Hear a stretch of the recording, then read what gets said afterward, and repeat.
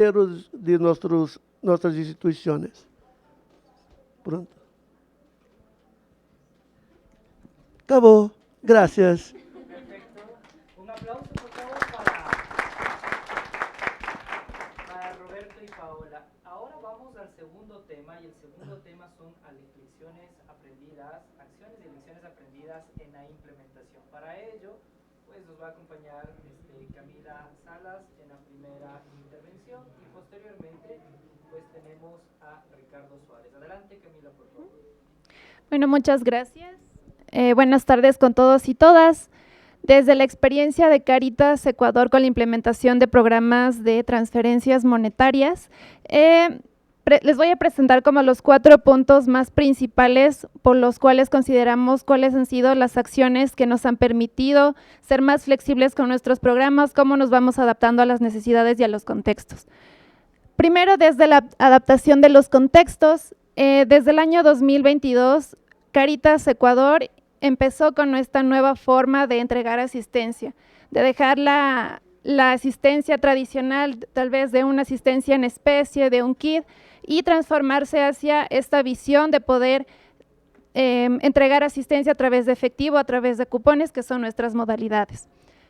Y esta adaptación también permitió que podamos tener una herramienta como un procedimiento operativo estándar, que nos permitió saber cómo vamos a responder de manera tecnificada, operativa, y que involucra también los aspectos administrativos financieros que respondan a cómo también podemos entregar este tipo de asistencia y que sea justificable.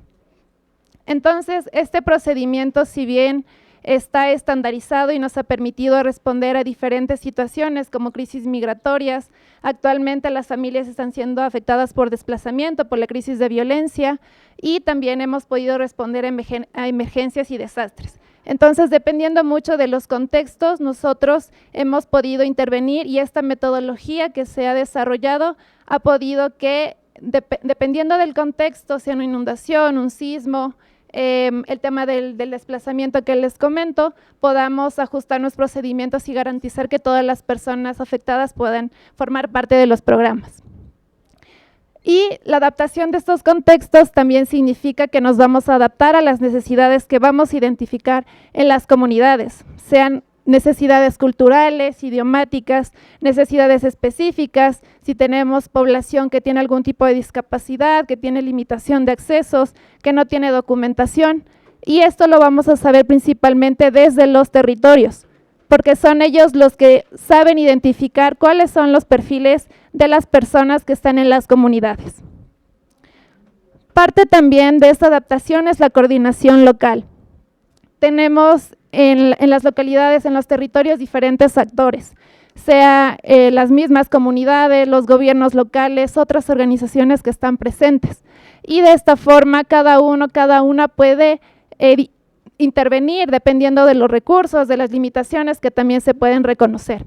En el Ecuador, por ejemplo, cuando se presenta una crisis o una emergencia, una inundación, un terremoto, el gobierno activa un bono de emergencia, pero uno de los principales requisitos para acceder a estos programas es que sea ecuatoriano.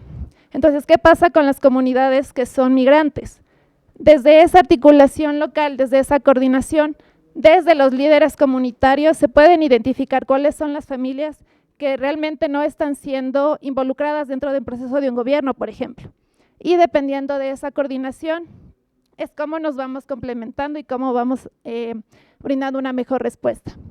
Y dentro de esa coordinación rescato mucho la ventaja que tienen las organizaciones de la iglesia, en este caso Cáritas Ecuador, o las Cáritas en general, a través de la coordinación con sus parroquias, porque también tienen un contacto mucho más directo con las comunidades, porque pueden ayudar a que la focalización sea más efectiva de las personas afectadas, porque los líderes también conocen cuáles son las familias que realmente necesitan formar parte de los programas.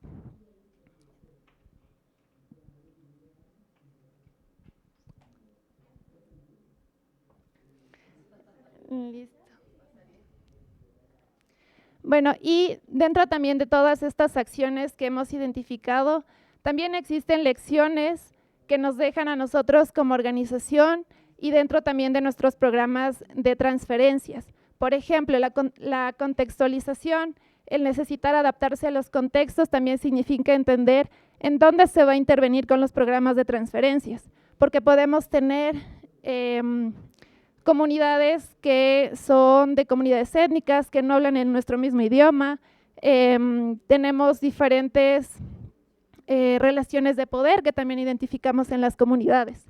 Entonces es importante conocer el contexto en el cual estamos interviniendo, si va a haber, porque no es lo mismo intervenir en una zona, digamos en una ciudad costera del Ecuador, donde mi estrategia para poder realizar distribuciones es que la comunidad se pueda organizar y nos juntamos todos en un mismo punto de distribución, a diferencia de otra ciudad donde esa estrategia no me puede funcionar porque por un tema de seguridad yo necesito atender de manera más individualizada.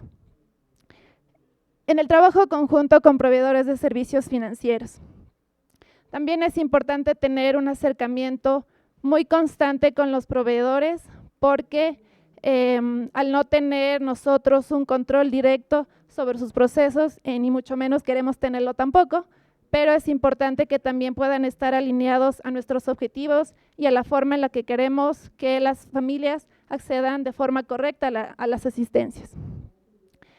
Sobre los mecanismos de retroalimentación accesibles. Dentro de nuestros procesos como Cáritas, tenemos nuestros mecanismos de retroalimentación, donde nuestros beneficiarias pueden presentar algún tipo de queja, reclamo o algún tipo de observación dentro de nuestros procesos. Pero si nos vamos con este mismo mecanismo a una comunidad donde no tienen acceso a Internet, donde no tienen conocimiento sobre uso de tecnologías, por ejemplo. Entonces, es la forma en la que cómo garantizamos que estas familias también puedan presentar algún tipo de denuncia, incluso si es que pues, se presenta, ¿no? En el caso de compartir liderazgos, de igual forma, una experiencia que tuvimos, por ejemplo, en Machala para responder una emergencia en sismo,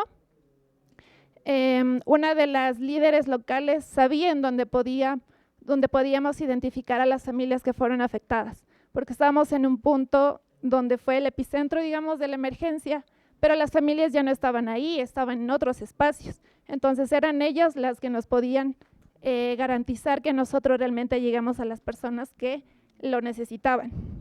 Pero también no únicamente ellos querían verse como las personas que nos brindan la información, sino que también deseaban formar parte de todo el proceso de cómo se estaban llevando los programas, en las reuniones que se estaban estableciendo. Entonces, es también cómo nosotros involucramos a las personas. Listo, gracias. Buenas tardes. Buenas tardes. Ok, Cáritas Venezuela, su proyecto se llama Transferencias Efectivas para Nutrición, Gasto y Oportunidades. Para entender las lecciones aprendidas y todo este tema de cómo fue la implementación, tenemos que entender que el contexto venezolano pues, es único en su serie. Pasamos por procesos de hiperinflación de más de 1.000.000%, escasez de alimentos, escasez de gasolina, los servicios públicos afectados, el servicio eléctrico. Luego, al siguiente año, la hiperinflación mejoró, ya era 264.000%. Luego nos llega la pandemia, una restricción de movilidad, los precios de la gasolina ahora pasan a precios internacionales, nos viene una reconversión monetaria, ya nos quitan 6 dígitos al cono monetario, ya veníamos ya con esto sumaba 14 dígitos, el desbordamiento de los dígitos en las plataformas, esto era horrible, hasta para la conciliación bancaria, se podrán imaginar esto, ¿no? Luego, pues, actualmente ya del sótano 60 ya estamos por el sótano 40, ya estamos hablando de una inflación interanual del 136%, ya vamos rumbo otra vez a la inflación a afectarnos nuevamente. Otras situaciones, un contexto político y social muy complejo. Esto no es fácil. La migración de nuestros amigos.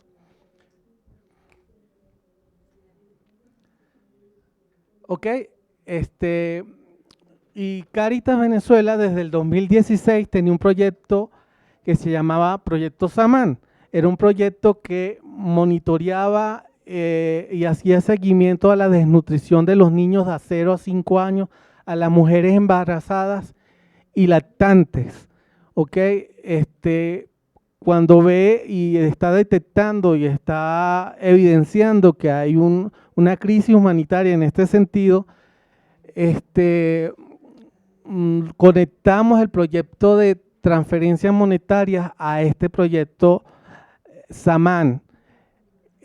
Lo interesante, bueno, lo que evidenciamos que los niños, una vez que recuperábamos el peso, volvían otra vez al tiempo a Samán. ¿Qué pasaba? Su realidad en la familia no cambiaba, su realidad permanecía. Este proyecto se enfocó en darle poder de compra a estas familias para que pudieran comprar alimentos. Y bueno, el diseño fue una modalidad de asistencia con cupones electrónicos. El mecanismo de entrega, bueno, ciertamente fue cupones. Cuando vino la pandemia tuvimos que cambiar de inmediato a transferencia a las cuentas bancarias. El valor de la transferencia, $90 mensuales, frecuencia quincenal.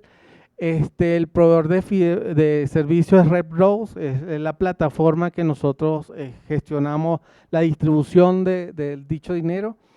Tiene una restricción para compra de alimentos y productos de higiene, condicionada a las familias con niños de desnutrición aguda global, mujeres embarazadas y lactantes con bajo peso. Bueno, intervención seguridad alimentaria. El grupo de trabajo, aquí quisiera hacer una acotación de por qué el éxito también de Tengo. Tenemos una Cáritas nacional en 38 Cáritas diocesanas, 600 Cáritas parroquiales en todo el territorio nacional, con un liderazgo de base importante, que ese liderazgo de base comunitario es reconocido por las personas de las comunidades. Están tejiendo el tejido social que había sido dañado por todas estas situaciones.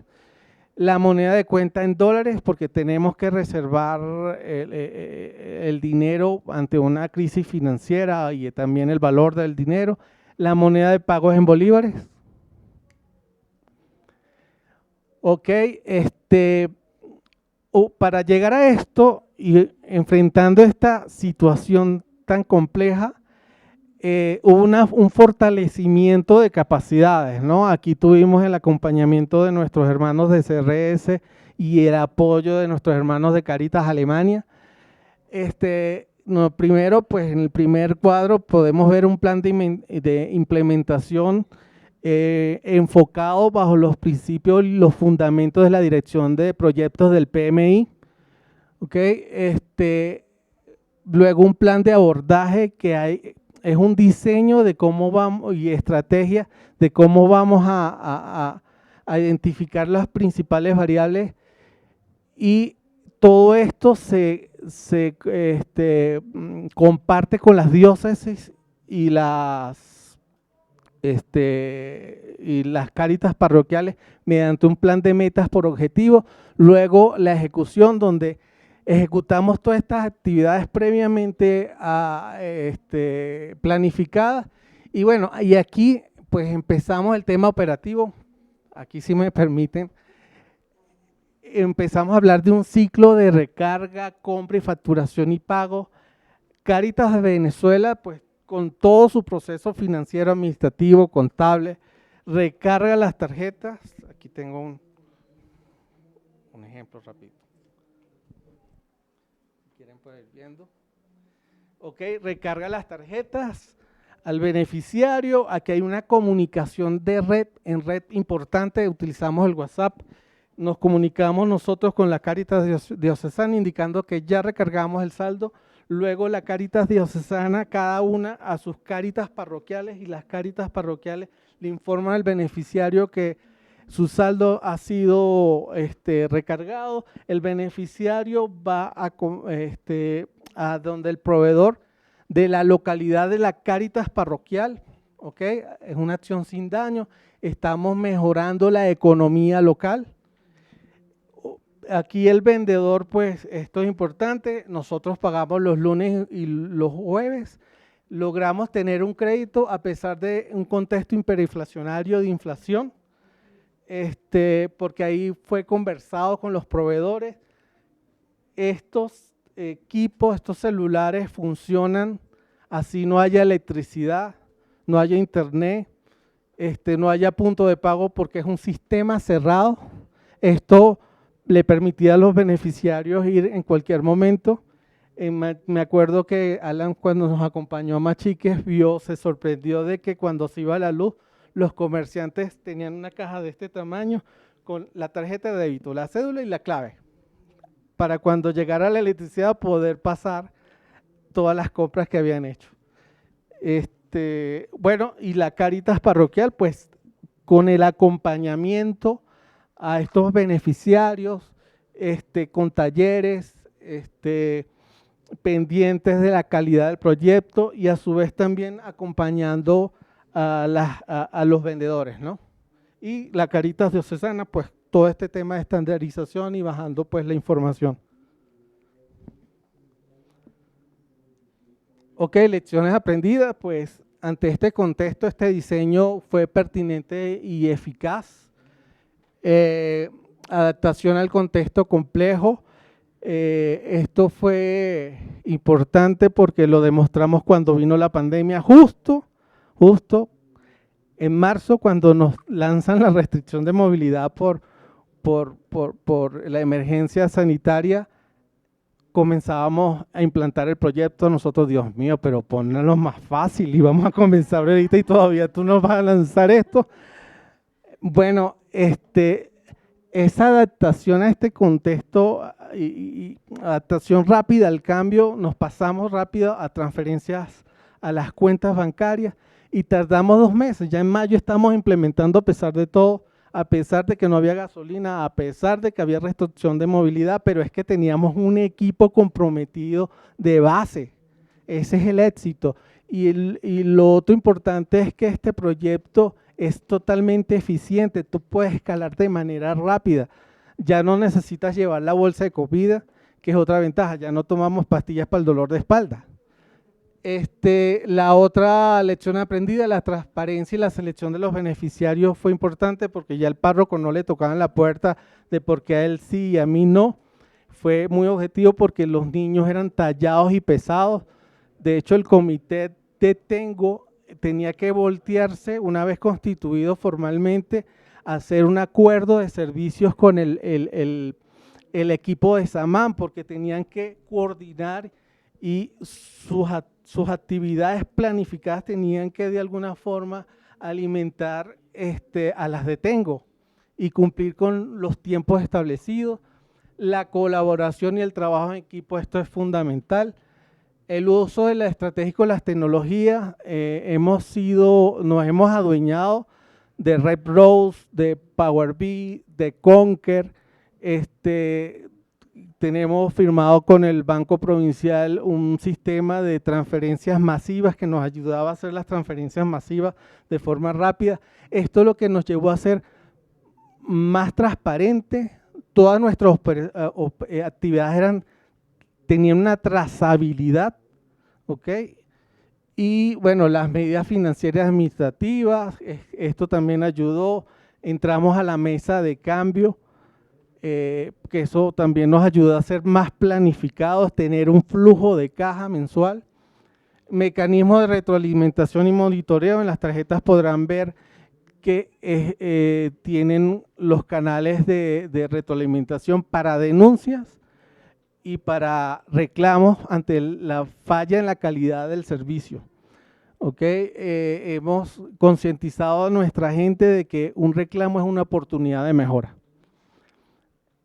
Y otros impactos, pues, uno de los más importantes no solo fue la entrega material, sino fue el impacto emocional, las madres. Bueno, ¿y qué más? Listo. Perfecto, muchas gracias. Gracias, Paola. Muchas gracias, Camila. Ricardo, pasamos al tercer tema. Y es importante este tercer tema porque Camila y Ricardo nos han hablado sobre las lecciones aprendidas, pero también qué radica con ello, es decir, cuáles han sido esos desafíos que han tenido que enfrentar cada uno de esos territorios. Y les vamos a invitar también, dado a que Camila y Ricardo nos han hablado de las lecciones, vamos a invitarles a los dos que nos digan también cuáles han sido esos desafíos que han tenido en el proceso de implementación de los programas de transferencias monetarias. Por favor, les devuelvo el micrófono.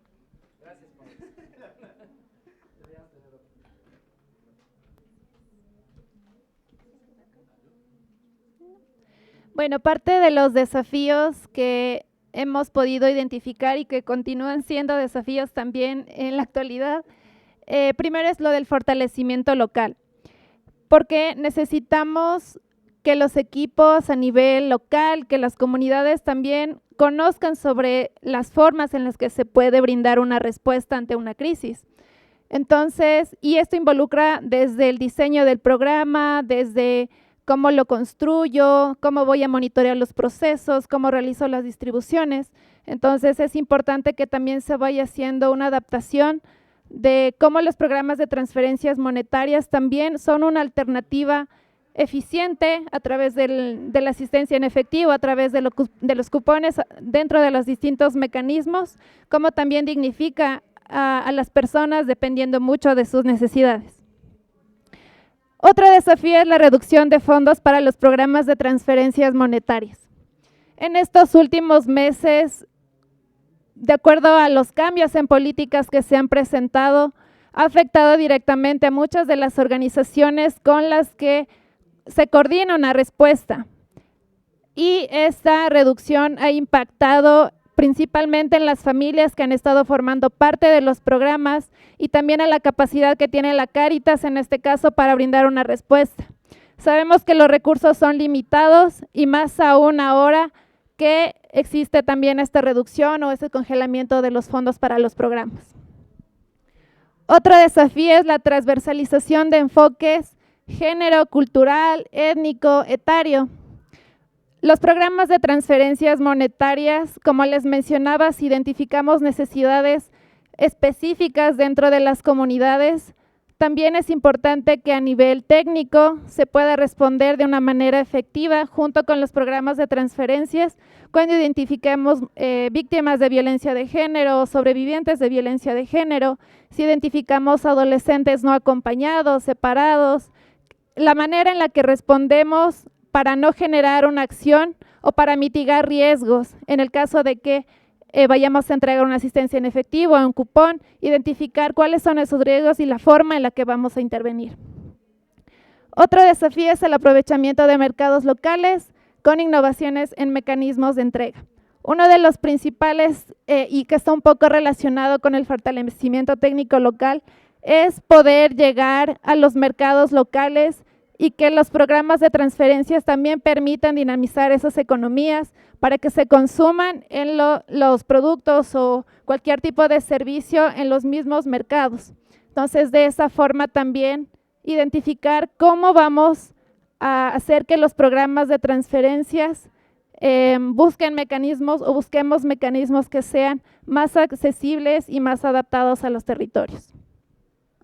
Y con respecto a las buenas prácticas, como les mencionaba, nuestras metodologías que nosotros hemos realizado nos han permitido adaptarnos a los diferentes contextos, la coordinación interinstitucional, como les mencionaba dentro de la experiencia, una organización local como la Cáritas Ecuador formó parte de un coliderazgo de un grupo de trabajo, lo que también permitió visibilizar cómo las organizaciones y desde sus experiencias se permitieron compartir dentro de estos espacios. Dentro también de los programas de transferencias, los talleres que se brindan a las familias que son beneficiarias se acompañan con talleres para que puedan hacer un uso informado de los recursos que se están entregando. De esa manera también se pueda generar un impacto hacia las familias. Y otra buena práctica es sobre los mecanismos de entrega que garantizan acceso a la asistencia. Yo les mencionaba en un inicio que podemos tener familias o personas con discapacidad, familias o personas adultas mayores que no pueden firmar o que tienen un bajo nivel de escolaridad. Entonces, en Cáritas Ecuador, por ejemplo, tenemos un carnet de identificación provisional que hace que estas familias con este tipo de perfiles puedan acceder a la asistencia y a través de un convenio con el proveedor también se garantice que este sea un documento válido para el acceso a la asistencia. Listo, gracias. Yo otra vez. Ok, desafíos para Cáritas Venezuela. Proteger la capacidad adquisitiva de las personas destinarias de la ayuda. No ha sido fácil, tenemos un problema estructural, ideológico, que ahorita pues con la decisión de la OFAP, de las licencias petroleras y la otra situación de las medidas arancelarias impuestas por la Casa Blanca, pues ha producido pues una escasez de dólares en el mercado, lo que está empujando la inflación otra vez hacia arriba. Tenemos inflación en dólares y bueno, y en bolívares ni se imaginan. ¿Cómo aseguramos el acceso a la ayuda a nuestras personas? Tenemos una ley de fiscalización. Estamos pues tratando de salir adelante con este tema. Lo otro, las transferencias en Venezuela las han tratado de limitar. Ojo, no hay un acto administrativo que lo prohíba, ni ley, ni decisión judicial. No obstante, Cáritas Venezuela ha llevado esto, los pagos han sido en bolívares, ha involucrado a las comunidades, ese liderazgo de base que se han apropiado de este proyecto y ante situaciones que podemos tener con algunos actores, pues ellos han salido pues al rescate de este proyecto. El acompañamiento de la afectación socioemocional del voluntariado, agentes pastorales y personal vinculados al proyecto. Para nosotros es un reto cómo equilibrar el compromiso con el autocuidado. Y lo último, pues, cómo preservar el personal. Tampoco somos muchos. Lo otro,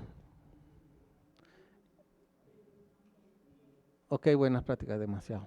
Buenas prácticas, acompañar al beneficiario, darle un trato digno, escuchar, mirarlo a los ojos, lo que tanto nos ha dicho nos decía el Papa Francisco, ¿no? Ponerse en los zapatos del otro. Promover el liderazgo en todos los niveles, generar consenso sobre la manera de avanzar. Nosotros siempre tenemos que consultar a las Cáritas diocesanas y ellos a su vez a las Cáritas parroquiales porque hay autonomía diocesana y hay autonomía parroquial. Aquí tú no te puedes imponer. La flexibilidad y adaptación al cambio. Gracias. Ha sido importantísimo desde el 2019 a la fecha, una planificación abierta y transparente que involucra a todos los interesados, mecanismos de retroalimentación, denuncias y reclamos. Recientemente CRS pues, nos dio una certificación de cumplimiento de los 7 estándares de gestión de salvaguardia y prevención. Iba a hablar y lo hablé. Una comunicación continua con los equipos, la comunicación en red es importante, es tan así que si hasta en la Sierra de Perijá, arriba con los yupa, pierde una tarjeta por o cualquier situación, nosotros el mismo día estamos de manera inmediata porque estamos en red, estamos bloqueando la tarjeta y en un día o dos ya se le está reponiendo la tarjeta, le estamos ganando en servicio a los bancos. Y tenemos procedimientos con indicadores de eficiencia, los principales procedimientos que para nosotros signifiquen una ruta crítica que nos pueda afectar la entrega en la fecha acordada con los beneficiarios en la calidad prometida, pues ha contribuido con la mejora continua.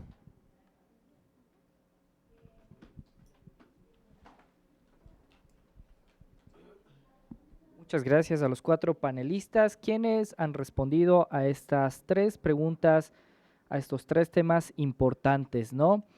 Por un lado tuvimos la intervención de Paola, quien nos hacía una línea de tiempo sobre el programa de transferencias monetarias en el marco de la visión general sobre la localización y las transferencias monetarias, y también destacaba cómo los programas de transferencias monetarias pueden ser un elemento clave, catalizador, ha manifestado Paola, para la localización. Por su parte, Roberto ha mencionado que no podemos hacer transferencias monetarias si no hay un proceso adecuado, y para ello Roberto explicó que existe un ciclo en donde es necesario definir las áreas, definir los criterios, definir las necesidades, así como también definir los beneficiarios. En el segundo tema, acciones y lecciones aprendidas en la implementación, Camila Salas nos comentó la experiencia que tuvo Cáritas Ecuador para poder primero adaptarse a los contextos y a las necesidades de cada uno de los territorios, y también el poder establecer alianzas y acercamientos estratégicos con diferentes actores locales y regionales también. Resalta la necesidad de conocer el contexto para poder atender las necesidades específicas de cada una de las necesidades. Por su parte, en ese mismo tema, Ricardo Suárez nos refiere que nos ha comentado las lecciones aprendidas en transferencias efectivas para nutrición, gastos y oportunidades, partiendo de la realidad sui generis de Venezuela.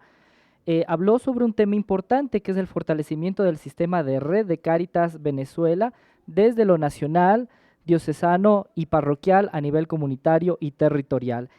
En desafíos y buenas prácticas, Camila nos habló sobre la necesidad del fortalecimiento local, la innovación de mecanismos de entrega, y Ricardo sobre la necesidad de poder asegurar el acceso humanitario y también sobre la importancia en torno al autocuidado de las personas que colaboran en este proceso. Con este breve resumen que acabo de hacer sobre la base de lo que ustedes han comentado, les voy a pedir que por favor cada panelista plantee una pregunta en función de cada uno de los temas desarrollados. Es así que Paola realizará a Roberto una pregunta, quien responderá en el marco de 5 minutos dicha pregunta, y de la misma manera Roberto le va a devolver la pregunta no necesariamente en esa misma línea a Paola, que también responderá en 5 minutos. De ese mismo mecanismo le tocará a Camila plantear la pregunta a Ricardo y Ricardo a Camila. 5 minutos para cada respuesta, por favor. Gracias, Francisco. Bueno, entre varios análisis que se han realizado referente al tema de la coordinación, vemos que la localización tiene un reto en estos grupos de transferencias monetarias, como cuál es el rol, cuál es la participación que deben tener los actores locales humanitarios. Yo quisiera, Roberto, que desde tu experiencia y sobre todo con los grupos de transferencias monetarias que existen en Brasil, nos cuentes un poco cómo ha sido esta participación en estos espacios, cuáles crees que son como los detonantes, los retos, las oportunidades, cómo encuentras estos grupos de coordinación. Mira, es importante imaginarmos que Brasil tiene muchas realidades distintas en cada región.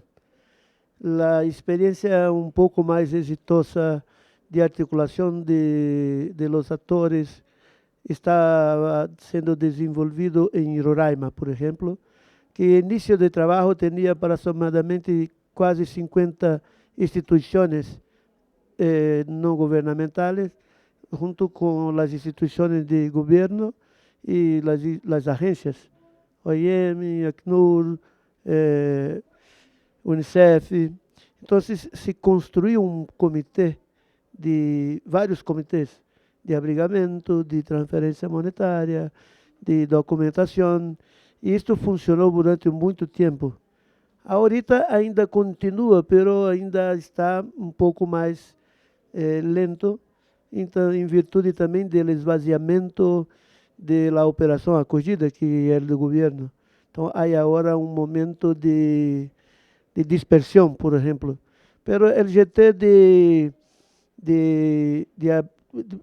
transferência monetária ainda resiste um pouco, e também tem a R4V, que apoia bastante os trabalhos de rede e de captação também, né? É uma peleia, posso dizer assim, uma peleia tranquila, pero com baixa tensão entre agências, donantes e instituições. Mas é importante porque tem diálogo. E como disse em Brasil, pode quem tem mais, mas também pode quem pode se organizar melhor. Dito isso. Em outras regiões, há dificuldade de ter muitos atores. Muitas vezes só tem Caritas Brasileira em um lugar, às vezes só tem Caritas Brasileira e SPM, às vezes não tem nenhum nem outro. Nós articulamos com a paróquia isto. E isto é que consigamos, às vezes, fazê-lo. Há um reto aí para melhorar este tipo de atuação.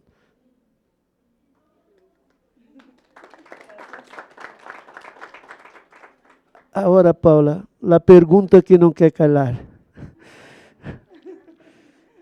Iniciaste tu palavra dizendo que há de se esperar pelo menos entre 20% e 25% a legar até os parceiros locais, e não passa de 3%, 4%. Isto é um reto bastante, mas ao mesmo tempo muito preocupação para nós que estamos na punta, não? Que caminhos a cooperação internacional necessita fazer para maior eficiência de la transferência monetária, poder legar pelo menos a 10%, se não lega a 25%, 20%. Que caminhos podem ser traçados?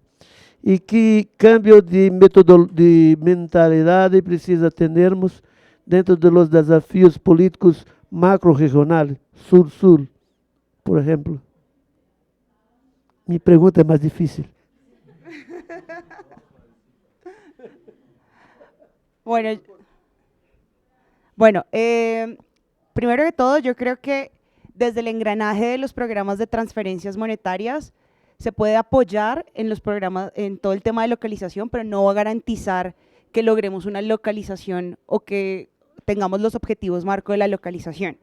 Dentro de este porcentaje, yo creo que de hablar de un 25, de un 10, entre otras, posiblemente nos va a llevar a un debate un poco más amplio sobre hacia dónde llevar la localización, cuáles deberían ser los principios y cómo lo vamos a realizar para que estas transferencias, no solo de poder, sino de fondos, de capacidades y recursos, lleguen a los actores locales humanitarios. En lo que representa, desde mi perspectiva, el tema de fortalecimiento y el tema de capacidades en programas de transferencias monetarias, yo lo primero que creo que debe suceder es como una deconstrucción del diálogo que puede existir entre ONGs y organizaciones y actores humanitarios locales. Creo que hay que primero ganar una confianza en donde exista este proceso de entender y escuchar las voces de qué es lo que tú necesitas, y por el otro lado decir, estos son los estándares que debes cumplir para lograr aplicar a fondos de manera directa. Entonces, hay una agenda en donde lo importante no es llegar a imponer o a posicionar cierto tipo de proyectos o temas, sino más bien poder tener una preparación que les permita a las organizaciones entender el por qué hablamos de un análisis de mercado, por ejemplo, el por qué hablamos de que tienen que existir contrataciones con proveedores de servicios financieros, el por qué estamos hablando de diferentes tipos de formas de trabajo y el por qué esto les va a generar un impacto. Entonces yo creo que lo primero es esta parte de cómo tenemos este diálogo, cómo evaluamos esas necesidades que necesitas cubrir, pero teniendo claro para qué y cómo, y cuál es el objetivo de llegar al estándar 1, el estándar 2, el estándar 7. ¿Por qué lo estamos haciendo? Para poder ir avanzando en programaciones, como por ejemplo estar listos para responder con transferencias monetarias. De hecho, esto es algo que se ha venido trabajando con algunas organizaciones, que muchas organizaciones hacen y que le invierten para que puedan también fortalecer esas capacidades de manera que quede institucionalizado.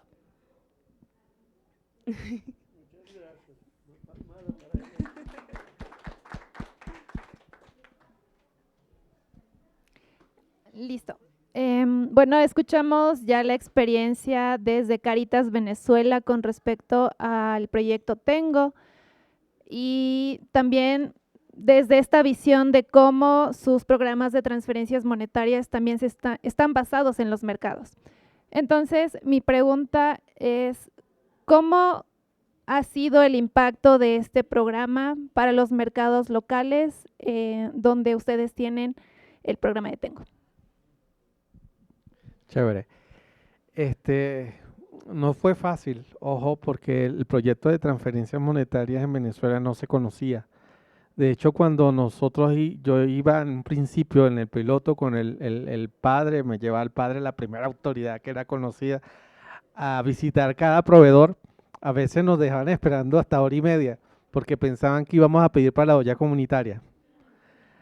Pero empezamos a hablar con cada uno de ellos en lenguaje comercial. Empezamos cuando nos sentábamos con un proveedor, mira, que queremos que ustedes sean aliados comerciales con Cáritas, les enseñamos un contrato de suministro, un contrato formal, le enseñábamos que las cláusulas de comodato por el uso del equipo, le enseñamos, mira, el demo, aquí está la app que te va a permitir pues registrar tus ventas, y no solo eso, sino que si se va la electricidad, si sigues vendiendo, se fueron sumando, después más bien nos tocaban la puerta que querían ser proveedores de Tengo. Cuando hacíamos los focus group, los proveedores locales reportaban incremento en sus ventas de un 30%. No solo eso, sino que en las charlas que tuvimos con los proveedores, ellos también se apropiaron del proyecto, cuidaban, hacían recomendaciones de qué podían comprar para a las familias. De hecho, una vez fue un esposo, le quitó la tarjeta y fue a comprar parrilla para hacer una parrilla y él no quiso venderle y informó a la Cáritas parroquial y nosotros de inmediato, y se la había quitado. Pudimos tomar medidas en el asunto. Otro ejemplo fue un proveedor, una carnicería, hizo una alianza con los andinos que vienen los fines de semana con verduras. Entonces, los beneficiarios pues compraban a las verduras en el gocho, y después él le llevaba el ticket de la venta, y cuando nosotros le pagábamos al carnicero, él le pagaba su parte que correspondía a la venta de verduras. Entonces esa sinergia que se dio fue interesantísima, y estás ayudando después a la economía local, no estás haciendo daño, porque a veces si nosotros estar conscientes, cuando llevamos la bolsa de comida, pues estamos afectando a todos estos comerciantes que hacen vida en la Cáritas parroquial de la comunidad. Listo. Ay, sí, gracias. Yo la anoté. Mira, a través de los territorios locales se identificaron necesidades particulares, como ejemplo, personas con discapacidad, las mismas familias desplazadas. Internamente, ¿cómo se ha garantizado el acceso a los programas de transferencias monetarias en estas situaciones? Bueno, como les mencionaba en mi intervención, uno de los mecanismos para garantizar el acceso a las familias que no tienen documentación o que tienen algún tipo de discapacidad, nosotros tenemos un carnet de identificación provisional que tiene la foto de la persona, los datos, nombres, apellidos, el número de documento y una firma. A partir de este documento, la persona puede acercarse directamente al proveedor de servicios financieros y realizar el cobro como una transacción normal. Pero ¿qué pasa si tenemos una persona que estaba dentro de nuestros programas, pero tuvo algún tipo de dificultad y está en el hospital y no puede salir por ningún tipo de situación, pero tiene un familiar cercano, tiene un familiar cercano que ella dice, estoy de acuerdo de que esa persona pueda acercarse en mi lugar y que después me pueda entregar el recurso.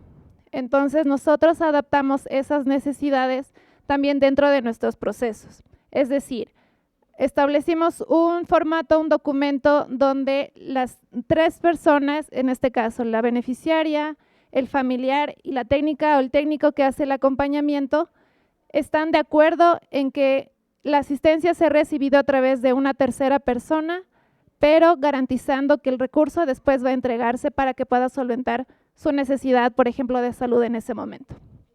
¿Qué pasa si tenemos una persona adulta mayor? Tiene su cédula vencida y ya no firma como está en su documento. Lo que hacemos es generar el carnet de identificación. Como ya no firma, tiene algún tipo de discapacidad, coloca su huella. Y también a través de esto puede acceder la asistencia y forma parte también de los acuerdos con el proveedor de servicios financieros. De esa forma nosotros hemos garantizado que las familias con este tipo de perfil puedan tener la asistencia.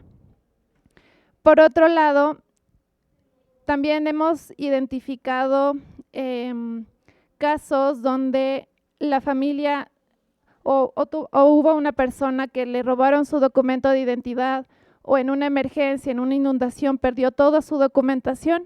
También tenemos esta posibilidad de generar el carnet para que puedan acceder.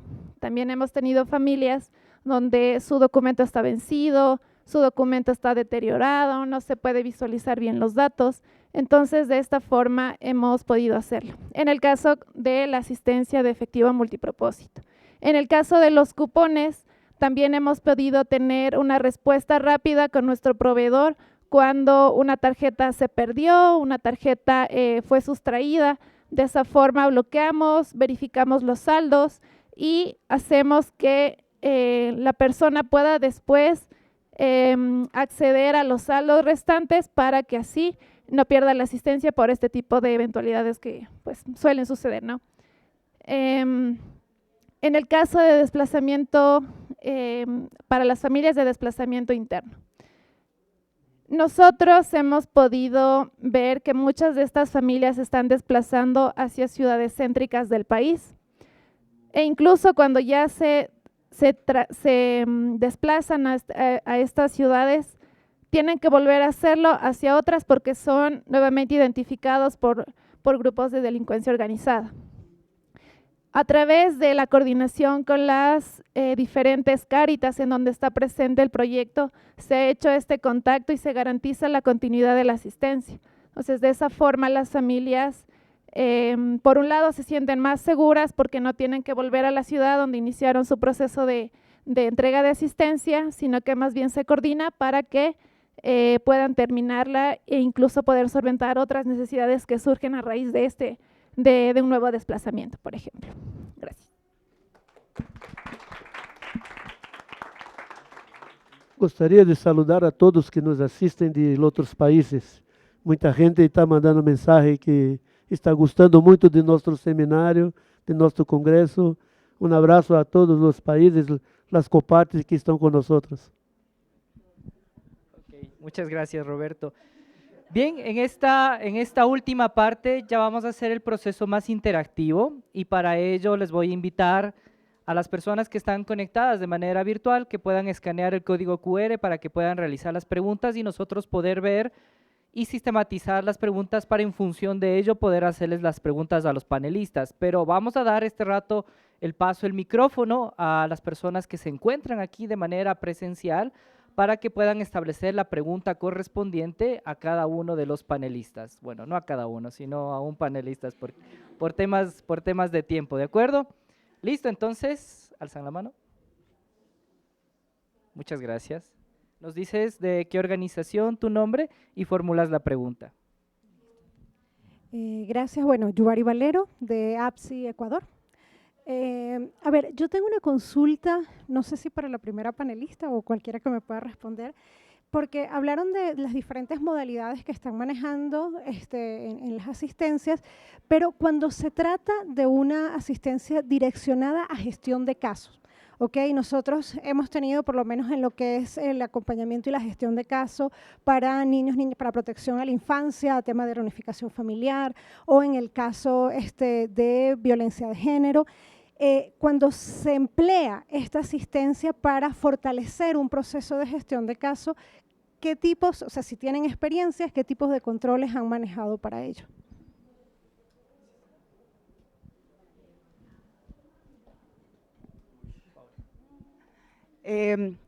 Bueno, es una muy buena pregunta porque cuando estamos hablando desde la gestión de casos debemos tener un trabajo muy conjunto con el personal de protección.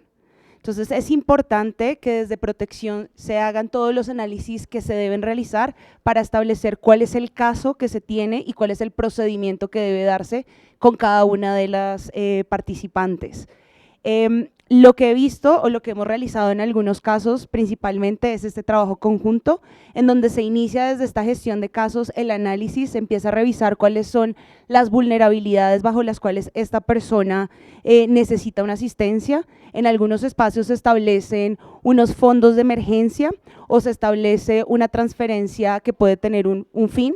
Puede ser una transferencia condicionada, digamos, si vemos que existe un tema de acceso a documentación, como el más importante, digamos, como el más crítico.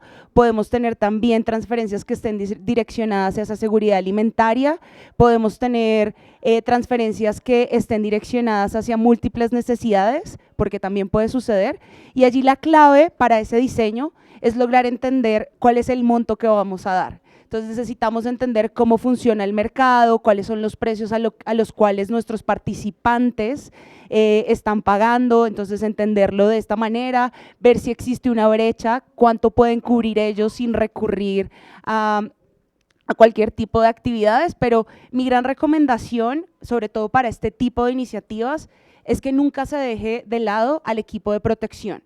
Va a ser muy importante un trabajo conjunto, porque estamos hablando también de un acompañamiento que necesitas en esta gestión de casos y muchas veces necesitas activar otro tipo de rutas que no necesariamente van a ser cubiertas con transferencias monetarias, sino que puedes hacer rutas que les permita acceso a salud, acceso a derechos, entre otras que les va a permitir lograr sus procesos de recuperación. Les voy a pasar el micrófono a Cami porque Cami también tiene mucha experiencia en esto, así que Cami. Bueno, muchísimas gracias por la pregunta y justo dentro del programa de Europana trabajamos mucho actualmente con el enfoque de protección. Entonces tenemos equipos donde hay un gestor de protección, hay un asistente de protección y a partir de estas evaluaciones es ver cómo la asistencia a través del efectivo, a través de los cupones se puede complementar a la gestión o al acompañamiento que están realizando una persona. Si bien desde Cáritas nosotros no somos especialistas en protección a la infancia, trata de persona, violencia de género, pero hay otras organizaciones que sí lo son. Entonces, cuando se hace la identificación de este tipo de perfiles, lo que se hace es la articulación con estas organizaciones para que puedan dar un acompañamiento más especializado y ver cómo desde la Cáritas nosotros podemos complementar esos procesos.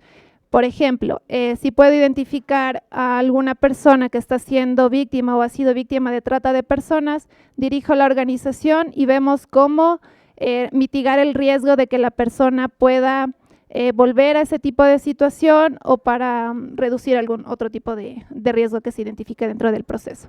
Y también lo que buscamos es que los programas de transferencias monetarias, y justo también es lo que mencionaba dentro de los desafíos, es transversalizar todos estos enfoques. Y uno de los enfoques es el de protección, para garantizar que la asistencia no esté causando o no cause una acción a la persona pues, que estamos asistiendo. Complementando la pregunta, en Brasil, por ejemplo, tenemos muchas instituciones federales que hacen este tipo también de protección. Entonces, es común que nosotros, na rede de protección, articulemos com o Ministério Público de Trabalho, às vezes, se há uma coisa de trabalho escravo, ou se há trata, ou se há perseguição das bandas criminais. Vamos também buscar quais diálogos que temos que fazer e também descobrir rutas para onde estas famílias podem salirem, porque às vezes não é seguro continuar naquele mesmo território. E a partir disto podemos fazer a análise com o agente de proteção e com os critérios que tivemos com o projeto de quanto pode ser destinado a partir também do número de pessoas que agrega esta família. Temos algo que vai definindo melhor os valores que devemos destinar a este tipo. Muchas gracias. Una última pregunta. Ok. ¿Sí estamos bien de tiempo? Ok. Yo sí tengo preguntas en la computadora. ¿Doy paso? Perfecto.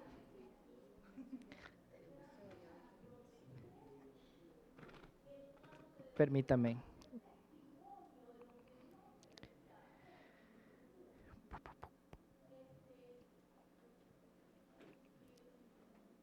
Ok, tenemos una pregunta para Roberto. ¿Qué roles concretos podrían asumir las agencias internacionales para apoyar, si suplantar el liderazgo local en programas de transferencias monetarias? Está dirigida a Roberto, pero pueden también los otros colegas aportar.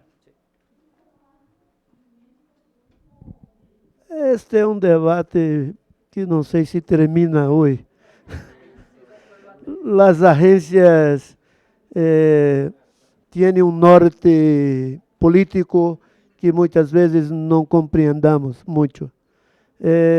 Onde se deveria ter mais continuidade de trabalho a depender de los fundos e do desejo do capital, é que é onde as agências também vão. Não sigamos nenhum tipo de imaginar que as agências não têm um norte político e do capital, que é o financiador maior.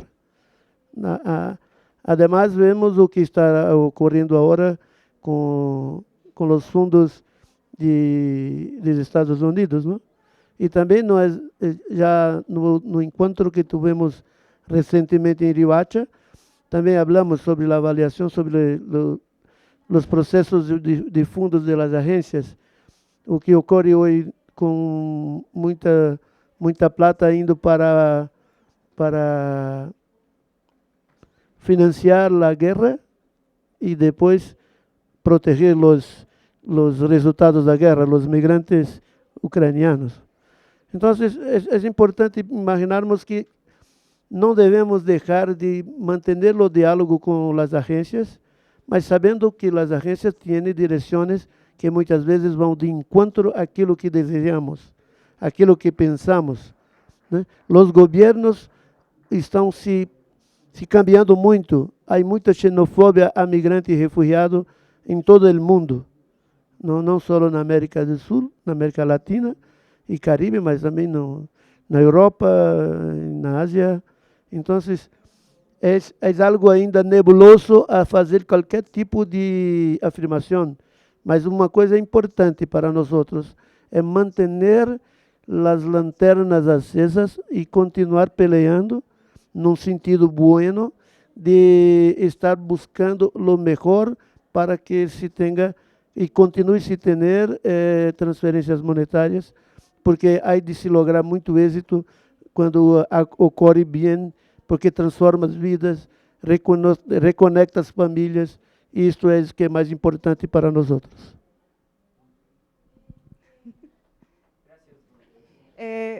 Bueno, yo creo que dentro de acciones concretas también podemos poner ese apoyo de darles este espacio de codiseñar en los procesos de diseño de proyectos que estén activos dentro de estos espacios, en donde exista una retroalimentación, más desde un rol no de implementación operativa, sino también de un rol en donde estén estas ideas. Creo que muchas veces también, lo que les mencionaba un poco, que creo que es muy importante, en el tema de las transferencias monetarias, los proveedores de servicios financieros juegan un rol clave. Y como mencionaba Cami, en algunos espacios, el proveedor de servicios que te sirve en Machala no te va a servir en ningún otro contexto. Entonces creo que también es importante que durante estos procesos se pueda tomar en cuenta cuáles son estos proveedores de servicios que pueden estar, porque muchas veces tienen una licitación o se tiene una licitación con uno nacional y tal vez se puede cerrar a la posibilidad de tener otros espacios con otros operadores que nos pueden ser más ágiles y útiles en nuestros lugares de implementación. Entonces yo creo que también hacia donde deberíamos tener es como hacia donde deberíamos ir también es tener más poder al momento de decisión estratégica y también poder posicionar sobre la mesa las formas de modalidad o las formas de mecanismos que tengamos para asistir a estas poblaciones.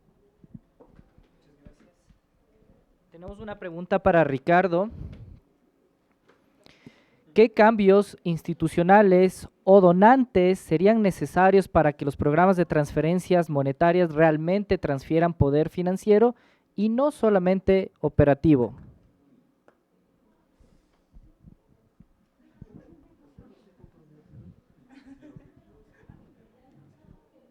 Sí, este tema es álgido, sí. Ciertamente lo que se está conversando hasta ahorita, creo que en un primer momento las organizaciones locales pues están ganando terreno operativamente, pero sí va a llegar un momento de que nos deben dar la facilidad de tener acceso financiero. Hasta ahora pues no es así. Pero bueno, yo creo que vamos encaminados, esa es la ruta.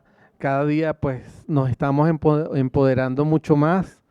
Tenemos que ganar terreno en temas de negociación, acceso a estos grandes donantes que nosotros no les llegamos de ninguna forma. ¿Ok? Gracias.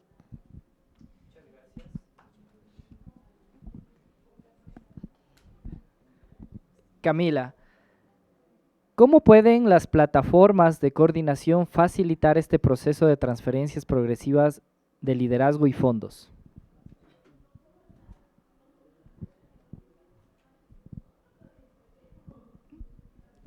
Bueno, primero yo considero que dentro de estos procesos o estos espacios de coordinación, sí es importante como romper un poco las estructuras que se manejan actualmente en los espacios de coordinación.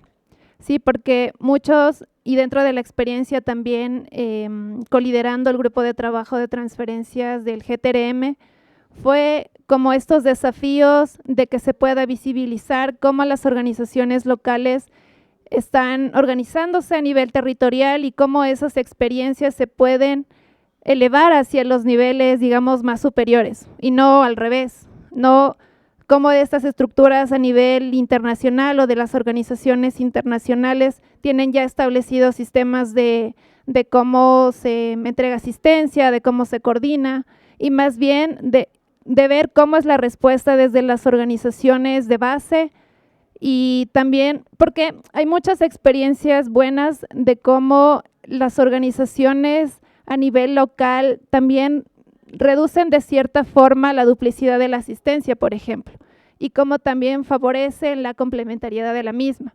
Entonces, desde esas experiencias, saber cuáles son los mecanismos, cuáles son las modalidades que se están utilizando, es la forma en la que también se puede visibilizar cuál es el trabajo que se hace en terreno.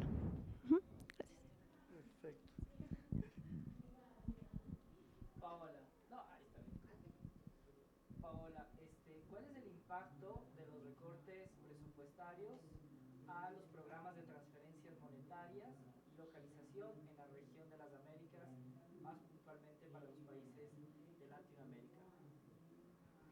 Bueno, yo creo que vamos a tener un pico en donde el auge que venía de crecimiento en términos de transferencias monetarias va a descender de alguna manera. Existen restricciones a este tipo de programaciones porque posiblemente no se entiende completamente los multipropósitos, nos falta hacer tal vez un mayor número, una mayor incidencia, tener mayor evidencia para poder seguir promoviéndolo, porque sabemos que dignifica, tenemos muchísimos estudios, los PDMs también nos permite, que son las evaluaciones que hacemos después de una transferencia, nos permite sustentar estas realidades. Pero creo que hoy en día nos están pidiendo el sustentarlo también desde otras formas. Creo que los recortes que se han tenido, principalmente desde la nueva administración, han afectado también a las transferencias monetarias, sobre todo porque puede verse como una forma también de migrar hacia el norte. Entonces, de alguna forma, esto se ha limitado para algunas organizaciones que han estado dando dinero en efectivo en las Américas, y creo que es importante también poder demostrar el cómo ayuda y cómo hemos visto aquí, fortalece también el tejido social, los mercados locales que tenemos, ¿no? Entonces, un poco como tenemos retos creo que a nivel de la industria de ayuda humanitaria, de validar estos espacios que hemos venido construyendo, porque hemos ganado mucho terreno y hemos validado muchas buenas prácticas, y creo que entre esas buenas prácticas también entra lo que se ha logrado con los programas de transferencias monetarias. Mira, es importante tenermos en cuenta que hay un cambio, como dije há pocos minutos atrás, político no mundo. Y hay una extrema derecha que no reconoce los movimientos migratorios y quiere siempre financiar cosas para que na cabeça de la derecha la basura fique donde está, no venga até nosotros. Y esta es la plática. Nosotros escuchamos pocos días atrás, ustedes tienen financiación para apoyar afegãos en Brasil, ¿quieren más plata? Podemos poner. O importante é que não ligue aos Estados Unidos. Assim, muito direto, financiador. Então, há uma intencionalidade mala e perversa por não reconhecer a cidadania universal. Esta é uma causa muito maior do que nós imaginamos, para além de transferência humanitária ou não. E hoje tem uma tendência maior de se negar a transferência humanitária por causa desse empoderamento que a compañera Paula está hablando.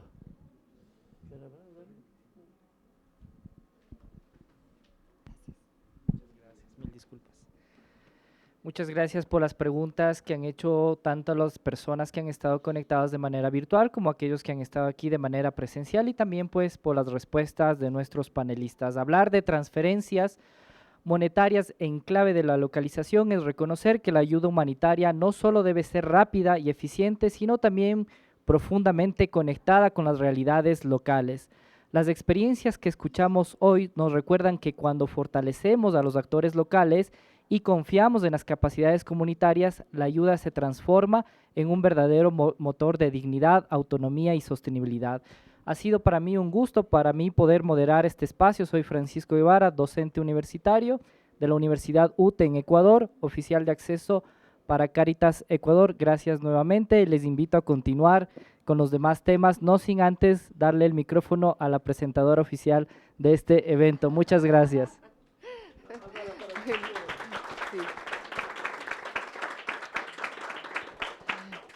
Bueno, sí. Hola, hola. Bueno, sí, muchísimas gracias. Un tema maravilloso, interesante. Estoy aprendiendo muchísimo, eso me alegra, cantidades. Y bueno, tenemos el espacio para una pausa, para un refrigerio, para que nos estiremos un poquito, y también para nuestra audiencia virtual. Y los esperamos en media hora, en 30 minutos, para el Grand Bargain 3.0, línea de tiempo de la localización, que va a ser un taller entre 3:30 y 4:30. Así que no se lo pierdan. Bueno, y en los otros salones tendremos, en el salón número 1, análisis multiactor de la localización humanitaria, brechas, desafíos y estrategias de implementación. Y en el salón número 2, que tenemos aquí a mi derecha, localización territorial para la respuesta humanitaria en producción de alimentos en contextos territoriales de alta fragilidad social y ambiental en Colombia. Así que bueno, 3 temas súper interesantes para que puedan decidir en dónde siguen acompañándonos. Muchas gracias.